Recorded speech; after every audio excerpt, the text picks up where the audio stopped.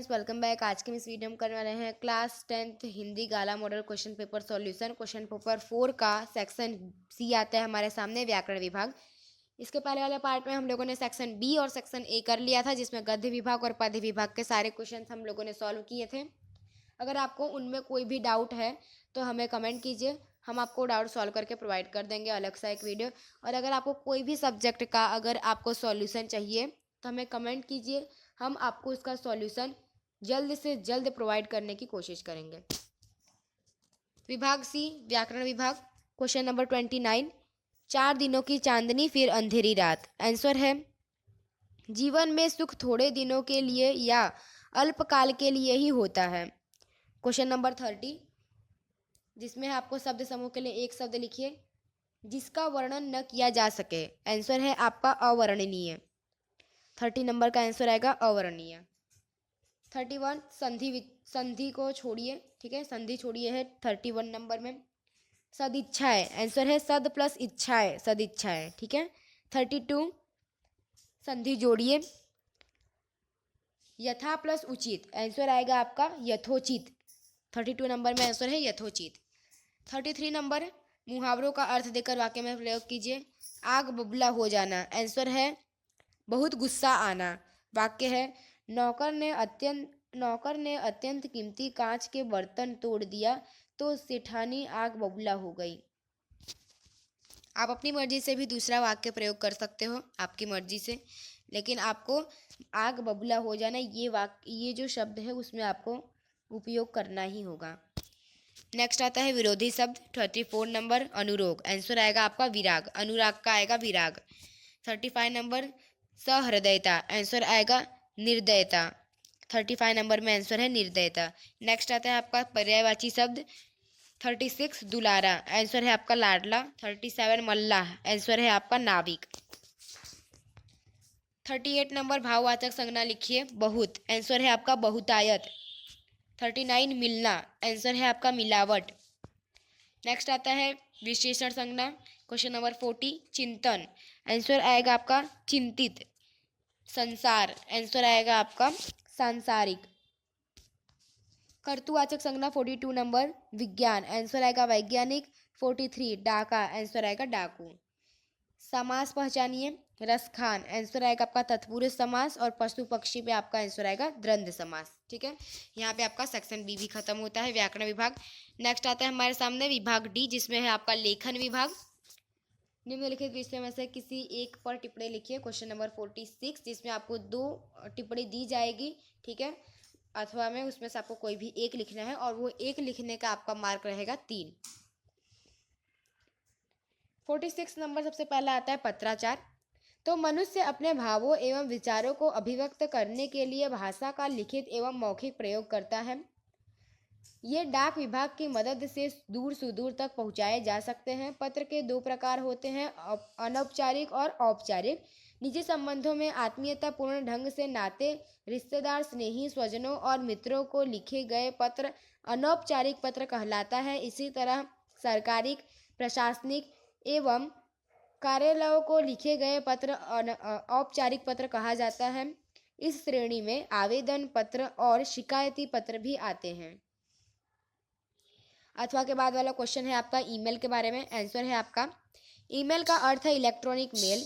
यह एक ऐसी प्रक्रिया है जो 2 कंप्यूटर यूजर्स के बीच संदेश व्यवहार का कार्य करती है। 1960 से 1970 तक इस प्रकार के संदेश व्यवहार की पद्धति में अनेक रूपों से सुधार हुए हैं। आज इलेक्ट्रॉनिक मेल की प्रक्रिया ईमेल के रूप में जानी जाती है। यह प्रक्रिया इंटरनेट के माध्यम से होती है। कुछ समय पहले दोनों कंप्यूटर यूजर्स होना जरूरी था। आज यह ईमेल व्यवस्था स्टोर एंड फॉरवर्ड मॉडल पर निर्भर है। ईमेल सर्वर संदेश को स्वीकार कर फॉरवर्ड की डिलीवर करते हैं तथा स्टोर करते हैं। इसीलिए भेजने वाला या पाने वाला कंप्यूटर का ऑनलाइन होना जरूरी नहीं। नेक्स्ट आता है आपका क्वेश्चन नंबर 47।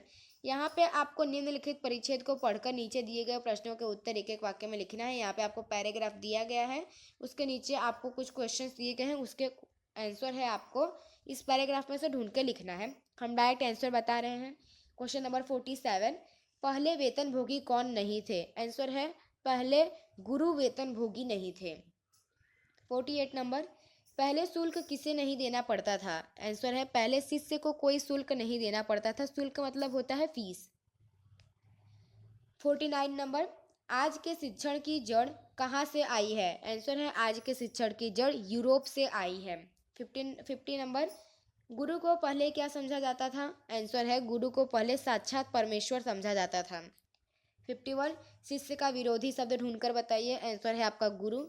52, इस परिच्छेद के लिए एक उचित शीर्षक दीजिए। तो इस परिच्छेद के लिए उचित शीर्षक होगा गुरु शिष्य। अगर आप चाहो तो इस परिच्छेद को दूसरा भी शीर्षक दे सकते हो अपनी मर्जी से, जो आपको उचित लगे। नेक्स्ट आता है हमारे सामने क्वेश्चन नंबर 53, जिसमें आपको पत्र लिखिए, पत्र लिखना है। इसमें आपको एड्रेस अगर दिया हो तो आपको वही एड्रेस डालना है जो आपको क्वेश्चन में दिया है। अगर आपको उसमें क्वेश्चन में एड्रेस नहीं दिया है तो आप अपने मर्जी से एड्रेस डाल सकते हो।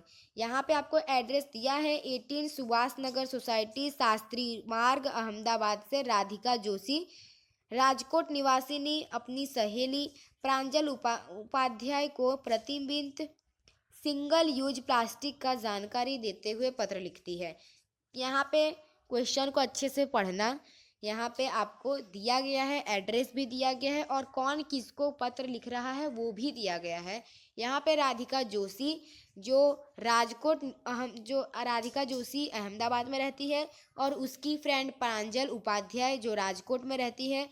तो राधिका प्रांजल को पत्र लिख रही है और किसके ऊपर लिख रही है? प्रतिबंधित सिंगल यूज प्लास्टिक। ठीक है, तो यहाँ पे आपको इस तरह से राइट हैंड साइड पे एड्रेस लिख देना है। 18 सुभाष नगर सोसाइटी, शास्त्री मार्ग, अहमदाबाद। वहाँ का जो भी आपका पिन कोड हो वो आप लिख सकते हो। अगर पिन कोड दिया हो तो लिखने का, नहीं पिन कोड दिया है तो आप अपनी मर्जी से लिख सकते हो पिन कोड। यहाँ पे मैंने पिन कोड लिखा है 38000130। फिर आपको डेट लिखनी है 25 अगस्त 2024 और इसके बाद आपको, अगर आप अपने फ्रेंड को लिख रहे हो तो आप इस तरह से लिख सकते हो, प्रिय सखी सहेली प्रांजल। ठीक है, इसके बाद आपको आपका जो पत्र लेखन है वो आपको स्टार्ट करना है। सप्रेम नमस्कार। इसके बाद, तुम्हारा पत्र मिला, यह पढ़कर खुशी हुई कि तुमने अपने स्कूल में आयोजित पर्यावरण बचाओ कार्यक्रम में उत्साहपूर्वक हिस्सा लिया है। यूँ देखा जाए तो पर्यावरण जतन अनिवार्य बन चुका है। यदि हमें इस सृष्टि को बचाना है तो पर्यावरण को तंदुरुस्त रखना होगा। पर्यावरण का जतन करना हो तो हमारी धरती को सिंगल यूज प्लास्टिक से मुक्त करना होगा। सिंगल यूज प्लास्टिक को हम डिपोजेबल प्लास्टिक भी कह सकते हैं। इसका अर्थ यह है कि जब हम किसी ऐसे तरह के प्लास्टिक से बने उत्पादों का प्रयोग करते हैं जिसे हम एक बार इस्तेमाल करने के बाद दोबारा किसी उपयोग में नहीं ले सकते हैं, वे सभी उत्पाद सिंगल यूज प्लास्टिक वाले उत्पाद होते हैं। इस तरह के उत्पादन का मूलाधार पेट्रोलियम होता है। इसके उत्पादन में पैसे बहुत कम लगते हैं। इसे खरीदने एवं यूज करने में भी मामूली खर्च होता है। इसलिए आजकल इसका उपयोग बढ़ता ही जा रहा है, किंतु इसका उपयोग करना हितावह नहीं है। इससे हमारी प्रकृति को बहुत बड़ा नुकसान हो रहा है। हम एक बार इसका उपयोग करके इसको फेंक देते हैं तो इसका कचरा बढ़ता ही जा रहा है, यह कचरा नष्ट नहीं होता है। हम जो सिंगल यूज प्लास्टिक का प्रयोग करते हैं वे है कैरी बैग, प्लास्टिक की बोतल, कप, खाने के लिए खाली पैकेट, प्लास्टिक की किराने बैग, प्लास्टिक के पानी के पाउच, स्ट्रॉ, प्लास्टिक के रैपर आदि बहुत सारे प्लास्टिक से चीज़ बने होते हैं। आप उसके नाम लिख सकते हो। हमारी यूज एंड थ्रो नीति के कारण हमने सुंदर दुनिया को खतरे में डाल दिया है। दुनिया में 9 बिलियन टन प्लास्टिक में से केवल 9% रिसाइकल होता है। बाकी का अधिकांश प्लास्टिक जल मार्गों द्वारा नदी सागरों में जमा हो जाता है। वहाँ के जीव जंतुओं के लिए ये जानलेवा है क्योंकि इसमें कई हानिकारक रसायन होते हैं। गटरों में अटक जाने की वजह से कई बार बाढ़ आने का खतरा बन जाता है। कचरा पेटियों में गाय भैंस बकरियां इसे खाती है तो उनके आंतरिक अंगों को बहुत नुकसान पहुंचता है। उनके दूध में भी इसका प्रभाव आ जाता है। यह जल्द नष्ट नहीं होता है। इसके मिट्टी में मिलने के कई रसायन भी मिट्टी में मिल जाते हैं और फसलों में भी इसका प्रभाव आता है। हम सबको मिलकर सिंगल यूज प्लास्टिक का बहिष्कार कर इस सृष्टि को बचाना होगा। सरकार से भी विनम्र निवेदन है कि इसे जल्द से जल्द प्रतिबंधित करके सुंदर सृष्टि का इसके नुकसान होने से बचाएं। आशा करती हूँ कि तुम्हें यह सुझाव अच्छा लगे और तुम इस पर अमल करोगी। माता पिता को वंदन, तुम्हारी सहेली राधिका। ठीक है, तो यहाँ पे आपका पत्र लेखन खत्म होता है। इसमें पत्र लेखन में आपको कम से कम 3 पैराग्राफ तो लिखना ही होगा। ठीक है, और पत्र लेखन आपका 5 मार्क का है, तो पत्र लेखन जरूर लिखिए। नेक्स्ट आता है आपका क्वेश्चन नंबर 54। ये है आपका कहानी। कहानी में आपको इस तरह से इसमें शीर्षक देना पड़ेगा और इसका रूपरेखा आपको दिया रहेगा, यानी आपको थोड़ा बहुत पता रहना चाहिए। ठीक है, इस कहानी के बारे में, और इसको आपको बड़ा करके लिखना पड़ेगा। तो ये कहानी आपके 5 मार्क की है। स्टार्ट करते हैं कहानी लेखन। कहानी को आप सच्ची मित्रता या फिर मित्र हो तो ऐसा, इस तरह से आप इसको शीर्षक दे सकते हो। अगर आप चाहो तो अपनी मर्जी से भी दूसरा शीर्षक दे सकते हो। ठीक है, यहाँ पे मैंने सच्ची मित्रता शीर्षक दिया है। श्यामू और रामू गहरे मित्र थे। वे दोनों मछुआरों थे और समुद्र के पास एक गांव में रहते थे। श्यामू की शादी हो चुकी थी और वह एक बच्चे का पिता भी था। रामू अभी अविवाहित था। एक दिन दोनों मित्र एक ही नाव में बैठकर समुद्र की मछलियां पकड़ने के लिए निकले। वे समुद्र में दूर तक पहुंच गए। उसी समय अचानक आकाश का रंग बदलने लगा। तूफानी हवा चल पड़ी और समुद्र में ऊंची ऊंची लहरें उछलने लगी। दोनों मित्र उस नाव में बैठे थे। वह पुरानी थी। तूफानी लहरों के थपेड़े से वह टूट गई। उसका एक तख्ता अलग हो गया।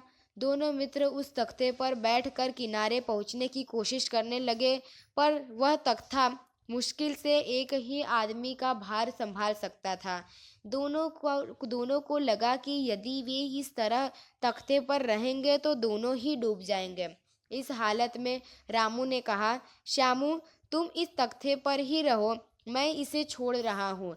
तुम पर पत्नी और बच्चों की जिम्मेदारी है। मेरी तो बस एक बूढ़ी माँ ही है। तुम मेरी माँ का भी ख्याल करते रहना। श्यामू चिल्लाया नहीं, किंतु तब तक रामू ने तख्ता छोड़ दिया। देखते ही देखते वह तूफानी लहरें में समा गया। श्यामू किसी तरह किनारे के पास पहुंच गया। रामू के बलिदान पर सारे गांव में शोक मनाया गया। सबके होठों पर एक ही बात थी, मित्र हो तो रामू जैसा हो। इससे आपको जो सीख मिलती है वो आपको लिखनी है। यहाँ पे मैंने सीख में लिखा है, सच्ची मित्रता निस्वार्थ और त्यागपूर्ण से होती है। नेक्स्ट आता है आपका विषय। ठीक है, निबंध लिखना है आपको इसमें 3 निबंध दिए रहेंगे। उसमें से आपको कोई भी जो आपको आता हो अच्छी तरह से वही लिखना। ठीक है, 3 निबंध में से कोई भी एक निबंध पे लिखना है।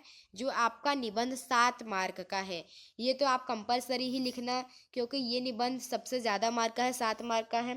यहाँ पे 3 निबंध दिए गए हैं मातृ प्रेम के ऊपर, एक बूढ़े की आत्मकथा, मोबाइल फ़ोन वरदान है या अभिशाप। हम आपको यहाँ पे तीनों निबंध प्रोवाइड कर रहे हैं। आपको जो अच्छा लगे आप वो लिख सकते हो। मातृ प्रेम। जननी या माँ शब्द का उच्चारण करते ही आंखों के सामने एक ऐसी द्रव्य मूर्ति खड़ी हो जाती है जिसकी माया ममता का कोई और छोर नहीं, जिसकी गोद में बैठने का सुख त्रिलोक्य के राज्य सिंहासन पर बैठने के सुख से भी बढ़कर है। माता का स्नेह स्वाभाविक होता है। पशु पक्षियों में भी अपार मातृ प्रेम के अनेक उदाहरण मिलते हैं। बंदरिया अपने बच्चे को सदा अपने पेट से चिपकाए कर रहती है। बिल्ली अपने बच्चे को मुंह से दबाकर सुरक्षित स्थान पर ले जाती है, पर बच्चे के शरीर पर अपने दांत की एक खरोंच तक नहीं पड़ने देती है। कंगारू पेट के थैली में ही अपने बच्चे को रखता है। गौरैया स्वयं भूखी रहकर भी अपने बच्चे को चुगाती है। यही नहीं, कई बार पशु पक्षी अपने बच्चों की रक्षा करने के लिए अपनी जान तक कुर्बान कर देते हैं। मातृ प्रेम की तुलना में संसार के सारे प्रेम और रिश्ते नाते फीके पड़ जाते हैं। माँ बच्चे की मुस्कुराहट को देखकर स्वर्गीय सुख का अनुभव करती है। जब बच्चा रोता बिलखता है या कभी ठोकर खाकर भूमि पर गिर जाता है, तब माँ उसे कितने दुलार से चुप कर उठाती है और उसका मन बहलाती है। चाहे बच्चा निकम्मा, कुरूप, मूर्ख, मंदबुद्धि वाला, अपाहिज, अंधा, गूंगा ही क्यों न हो, फिर भी उसके प्रति माता के प्रेम में कोई भी ओट नहीं आता है, कोई भी कमी नहीं होती है। माता जिस प्रकार सुंदर होनहार बच्चे का पालन पोषण करती है, उसी प्रकार निकम्मे बच्चे का भी। बच्चे के रोगग्रस्त होने पर माता उसके देखभाल में दिन रात एक कर देती है। पिता का स्नेह बहुधा बदले में कुछ पाने की आशा रखते हैं। वह पुत्र को इसलिए पालता पोसता है और पढ़ाता लिखाता है कि बुढ़ापे में वह घर की जिम्मेदारी संभाले और उसकी सेवा करे। पुत्र निकम्मा या कपूत निकला तो पिता उसे घर से निकाल देना चाहता है या उसकी शिक्षा दीक्षा में पैसा खर्च करने से साफ इनकार कर देता है। लेकिन माता कभी ऐसा सोच भी नहीं सकती है, वह ममता की मूरत जो ठहरी। माता के निस्वार्थ और स्वाभाविक प्रेम से बच्चे में अनेक सद्गुण का विकास होता है। माता के सदाचरण, सद्भाव और सत् प्रवृत्ति की अमिट छाप बालक के मन पर पड़ती है। माता का स्नेह ही बालक को सच्चा मनुष्य बना सकता है। माता का एक बार का प्रोत्साहन ही ध्रुव के लिए ध्रुव पद की प्राप्ति का हेतु बन गया था। यदि जीजाबाई न होती तो छत्रपति शिवाजी भी वीर न होते। मोहन को महात्मा गांधी बनाने वाले भी उनकी माता पुतली बाई ही तो थी। सचमुच वात्सल्य मूर्ति माताओं ने अनेक नर रत्नों को जन्म दिया है। हमें माता का ऋण कभी नहीं भूलना चाहिए। उनसे हमेशा सद्व्यवहार ही करना चाहिए। पुत्र कुपुत्र बन सकता है, लेकिन माता कभी कुमाता नहीं बनती। सचमुच वात्सल्यमयी माता का स्नेह अनुपम होता है। ये था आपका मातृ प्रेम के ऊपर निबंध। अगर आप चाहो तो इसमें से अपने ओर से ऐड करके एक पैराग्राफ और भी लिख सकते हो। ठीक है, नेक्स्ट आता है आपका दूसरा, एक बूढ़े की आत्मकथा। ठीक है, जी हाँ, मैं एक बूढ़ा आदमी हूँ। आत्मकथा, सबसे पहले तो आत्मकथा का मतलब बताती हूँ। आत्मकथा का मतलब होता है जिसका जन्म से लेकर मरण तक की उसकी पूरी कहानी जो होती है, जो उसके साथ हुई रहती है, उसके बारे में होता है। ठीक है, तो यहाँ पे आपको एक बूढ़े इंसान की आत्मकथा लिखनी है। तो देखो, जी हाँ, मैं एक बूढ़ा आदमी हूँ। अब तक अपने जीवन के 75 वसंत देख चुका हूँ। मेरा जन्म इस गांव के एक किसान परिवार में हुआ था। बचपन यहाँ की धूल में खेलते कूदते बीत गया। गांव में स्कूल न होने से मैं विशेष पढ़ लिख नहीं पाया। हाँ, खेती के गुर मैंने अच्छी तरह से सीख लिया। खेती में पिताजी का हाथ बटाते बटाते मैं एक कुशल किसान बन गया। माँ को पुत्र वधू की बड़ी चाह थी, इसलिए मेरा विवाह भी कर दिया गया। दुख इस बात का रह गया कि मेरे पिताजी थोड़े दिनों के बाद परलोकवासी गए, यानी जो उनके जो पिता है वो मर गए। ठीक है, परलोकवासी का मतलब मृत्यु को पा गए। मेरे चंद्रमा बली थे। अनाज का भाव ऊंचा था। गेहूं और चना बेचकर मैंने खूब धन कमाया। मैंने नया मकान बनवाया। पिताजी की स्मृति में एक बड़ा पक्का कुआं भी बनवाया। माँ की गया की यात्रा करने की इच्छा भी पूरी कर दी। भागवत सप्ताह का शानदार आयोजन भी हुआ। सारे गांव में मेरी वाहवाही के पुल बांधे जाने लगे।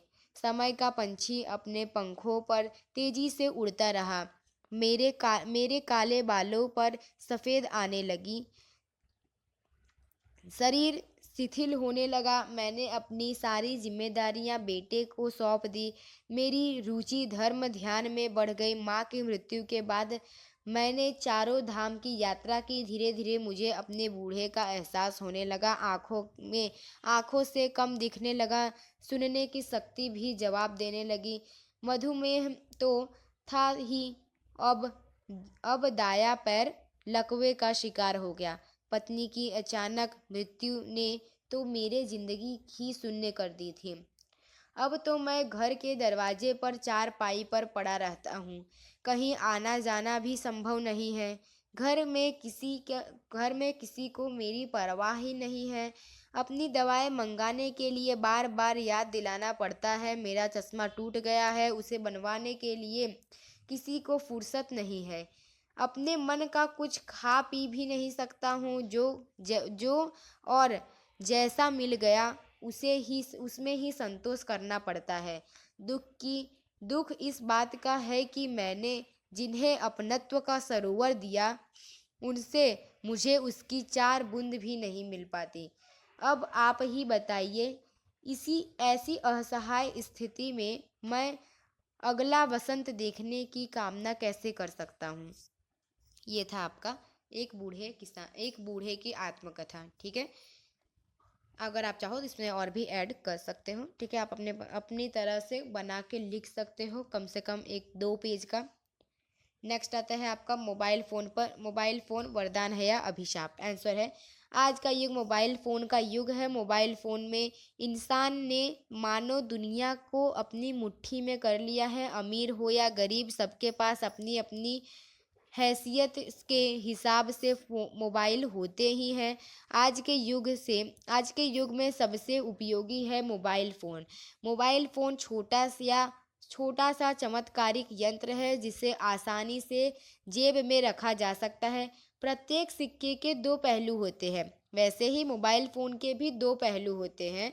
वह वरदान तो है ही, साथ में अभिशाप भी है। यह जिंदगी बनाता है तो बिगाड़ता भी है। हमारी विवेक बुद्धि के अनुसार उसका प्रयोग करना चाहिए। मोबाइल फ़ोन आज के युग में अलादीन का चिराग है। मोबाइल फ़ोन के अनगिनत लाभ हैं। मोबाइल फ़ोन संदेश व्यवहार का सर्वश्रेष्ठ माध्यम है। अत्यंत तेजी से संदेश पहुंचाता है, ध्वनि संदेश हो या लेखन संदेश। अब तो मोबाइल फ़ोन के ज़रिए वीडियो कॉन्फ्रेंस भी किए जा सकते हैं। कोरोना महामारी के समय तो लाखों लोगों ने मोबाइल फ़ोन से अपना कामकाज किया। मोबाइल से लाखों नौकरियां बचाई गई। मोबाइल की मेमोरी के कारण एक साथ हजारों फ़ोन नंबर सुरक्षित रखे जा सकते हैं। मोबाइल आने के कारण पेपरलेस कार्य हो जाते हैं और जिससे पर्यावरण सुरक्षा बढ़ रही है। कागज का कम उपयोग होगा तो पेड़ भी कम कटेंगे। मनोरंजन के क्षेत्र में ज्ञान विज्ञान टेक्नोलॉजी के क्षेत्र में मोबाइल के क्रांति कर दी है। जो व्यक्ति जब मन चाहे तब अपना मनपसंद मनोरंजक कार्यक्रम देख सकता है। विद्यार्थी अपने अभ्यास संबंधित ज्ञान प्राप्त कर सकते हैं। अपने विषय से संबंधित वीडियो ऑडियो की मदद से आगे बढ़ सकते हैं। गृहिणियों अपनी मनपसंद रसोई सीख सकती हैं या दूसरों को भी सिखा सकते हैं। विभिन्न प्रकार के कलाओं को सीखा या सिखाया भी जा सकता है। अपने मनपसंद क्षेत्र में आगे बढ़ा जा सकता है। अपने व्यवहार को दिन दूनी रात चौगुनी से बढ़ाया जा सकता है। करोड़ों लोगों तक अपना व्यापार तथा इसका इश्तहार पहुंचाया जा सकता है। प्रेमियों के लिए तो मोबाइल फ़ोन काल्पनिक स्वर्ग है। यदि किसी की तबीयत अचानक खराब होती है तो इमरजेंसी में एम्बुलेंस, डॉक्टर, पुलिस को बुलाया जा सकता है। मोबाइल के कैमरे से फ़ोटो लेकर सुरक्षित सबूत बनाए जा सकते हैं। बैंकिंग क्षेत्र के लिए मोबाइल फ़ोन वरदान है। कैशलेस इकोनॉमिक बनाया जा सकता है। बैठे बैठे किसी को भी पैसों का भुगतान किया जा सकता है या पैसा अपने अकाउंट में मंगवाया जा सकता है। यदि आप अनजानी जगह पर रास्ता भूल गए हैं तो जीपीएस सिस्टम आपको रास्ता दिखा देती है। ऐसे तो अनेक लाभ आप मोबाइल फ़ोन से पा सकते हैं, इसलिए तो मोबाइल फ़ोन वरदान कहलाता है। मोबाइल फ़ोन अभिशाप भी है। इससे निकलने वाली रेडिएशन से स्वास्थ्य खराब हो सकता है, शारीरिक मानसिक हानि पहुंच सकती है। वाहन चलाते समय मोबाइल फ़ोन का उपयोग करने से दुर्घटनाएं हो सकती हैं, तब यह जानलेवा बन सकता है। किसी महत्वपूर्ण मीटिंग या कार्य में बैठे हो तब आपका मोबाइल फ़ोन कॉल आपका ध्यान भटका सकता है। मोबाइल फ़ोन के कारण विद्यार्थी पढ़ाई में कम ध्यान देते हैं। मोबाइल फ़ोन पर विविध ऐप के कारण, गेम के कारण अधिकतर विद्यार्थी अपना भविष्य बिगाड़ रहे हैं। अश्लील वीडियो फिल्में देखकर बच्चों पर अत्याचार, बलात्कार जैसे दूषण समाज में बढ़ते ही जा रहे हैं। इसी मोबाइल फ़ोन के नकारात्मक उपयोग ने चोरी, लूटपाट जैसे अन्य कई दूषणों को बढ़ावा दिया है। मोबाइल फ़ोन के माध्यम से अफवाहें बड़ी तेज़ी से फैलती है, जिसमें लड़ाई दंगे होने की संभावनाएं बढ़ जाती है। मोबाइल फ़ोन के सोशल मीडिया से लाखों लोगों से जुड़े रहकर भी इंसान अकेला हो जाता है। मानसिक संतुलन बिगड़ता है, जो आंखें पर इसका बहुत बुरा प्रभाव पड़ता है। सार को गही रहे, थोथा दे ही बढ़ाए कहावत के अनुसार यदि हम मोबाइल फ़ोन का विवेकानुसार उपयोग करेंगे तो यह वरदान साबित होगा। अगर हम इसका दुरुपयोग करेंगे तो यह अभिशाप साबित होगा। ठीक है, तो ये रहा आपका मोबाइल फ़ोन का निबंध। ठीक है, तो अगर आपको हमारी वीडियो पसंद आए तो इसे लाइक कीजिए, सब्सक्राइब कीजिए, शेयर कीजिए। यहाँ पे आपका विभाग डी लेखन विभाग, विभाग सी व्याकरण विभाग पूरा ओवर होता है। ठीक है, तो यानी कि ये पार्ट में हमारा क्वेश्चन पेपर 4 खत्म होता है। नेक्स्ट पार्ट से हम लोग क्वेश्चन पेपर 5 कराने वाले हैं। अगर आपको हमारी वीडियो पसंद है तो इसे लाइक कीजिए, सब्सक्राइब कीजिए और शेयर कीजिए। अगर आपको कोई भी और सब्जेक्ट का गाला सॉल्यूशन चाहिए तो हमें कमेंट कीजिए, हम आपको उसका अलग से वीडियो बना के प्रोवाइड कर देंगे। अगर आपको कोई भी सब्जेक्ट में कोई भी डाउट है तो हमें कमेंट कीजिए। मिलते हैं अगले लेक्चर में।